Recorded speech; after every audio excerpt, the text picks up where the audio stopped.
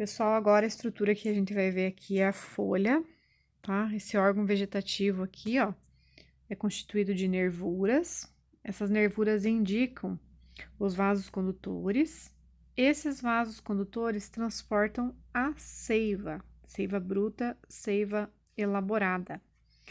Esse órgão desempenha importantes funções, como por exemplo, a fotossíntese, tá? Onde as plantas utilizam a energia, né, proveniente da luz solar e conseguem produzir glicose, que é um nutriente energético, a transpiração, que elimina parte da água, e a respiração, que, como outras partes da planta, por meio da glicose e do oxigênio, gera energia para as células, tá? Então, uma estrutura muito importante para as plantas. Para que esses processos fundamentais para a vida das plantas aconteçam, a estrutura, o desenvolvimento e o tamanho das folhas são extremamente importantes. Por que, gente, que essas características são extremamente importantes? Vamos pensar aqui comigo. As plantas fazem a transpiração, que é a eliminação de parte da água. Vamos supor que num local, por exemplo, num bioma como a caatinga, as plantas tivessem folhas grandes, folhas largas, o que aconteceria? Possivelmente elas desidratariam, né? Uma das funções das folhas é transpiração, tá? Então a gente consegue observar o tipo de folha com o tipo de habitat, o tipo de bioma, tá? E isso é uma característica adaptativa. Em locais com clima mais seco, né, com menos umidade, esses vegetais vão ter folhas menores ou então terão folhas modificadas em espinhos para evitar que esses indivíduos percam água. Em contrapartida, em locais com muita chuva, tá, com bastante disponibilidade de água, com mais umidade, as folhas vão ser maiores e mais largas, como por exemplo floresta tropical, tá, como a Mata Atlântica. Então, a gente percebe que essas estruturas, o tamanho da folha, as características, são extremamente importantes. As folhas podem ter os mais variados formatos, né? Isso varia muito de espécie para espécie. Uma lâmina plana de nervuras, que são canais formados por tecidos de condução de seiva. As folhas são responsáveis pela maior parte da fotossíntese realizada pelas plantas. E nas células das plantas há uma grande quantidade de clorofila. Clorofila é pigmento verde, né? E o pigmento que permite a função de captar a energia luminosa, que no final do processo, né, vai se transformar lá em glicose. Para que a glicose possa ser produzida, a planta deve absorver gás carbônico. As trocas gasosas realizadas pelas plantas são feitas principalmente por estruturas chamadas estômatos, localizados na parte inferior das folhas, que possibilitam a entrada e a saída de oxigênio e gás carbônico, tá? Então, essas estruturas aqui, gente, possibilitam as trocas gasosas, tá? E se a gente observar isso aqui, tá, com equipamentos que ampliam bastante, a gente vai ver que em algumas situações eles estão abertos e em outras fechados, tá?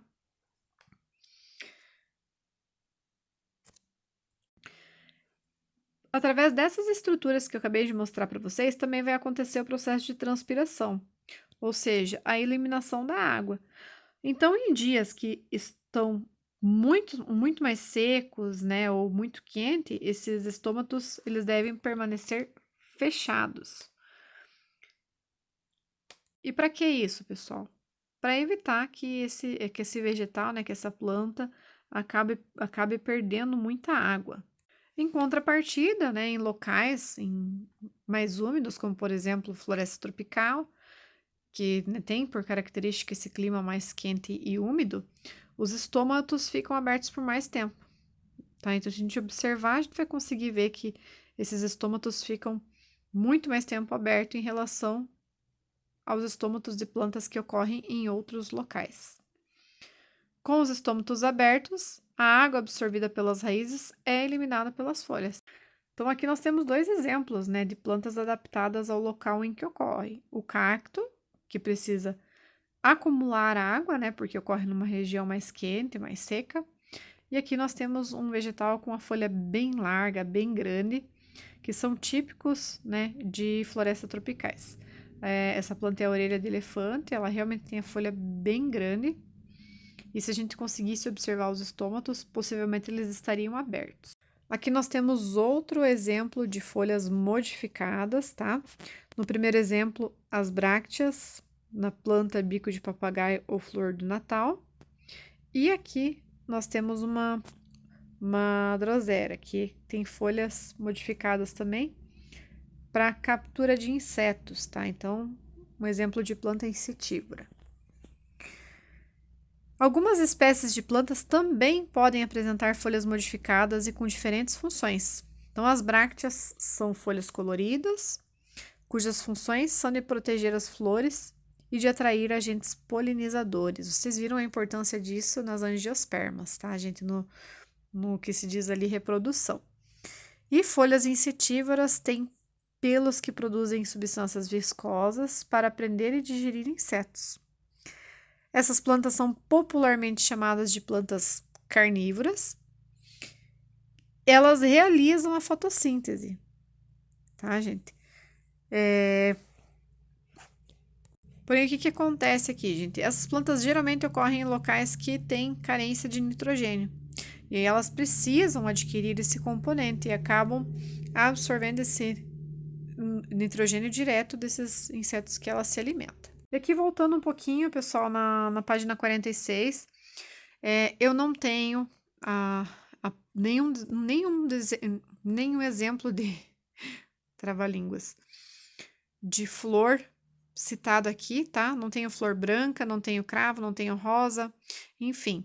Mas vocês podem tentar fazer esse teste aqui com outros tipos, tá? De repente, usando uma folha de couve, de alface, para que vocês possam observar se vai acontecer aqui o que está sendo proposto aqui, sugerido no experimento, tá? Então, aconselho que vocês tentem fazer, caso vocês tenham pelo menos o corante em casa.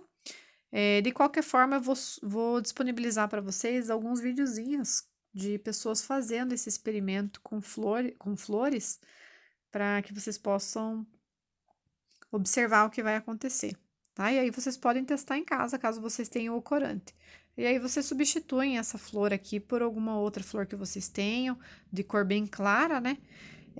Aqui fala 48 horas, tá, gente? Mas às vezes leva mais tempo para você conseguir observar o que vai acontecer. E aí, qualquer dúvida que vocês tenham com relação a esse experimento, ou com relação ao que a professora trabalhou aqui com vocês, vocês podem estar me chamando, tá bom?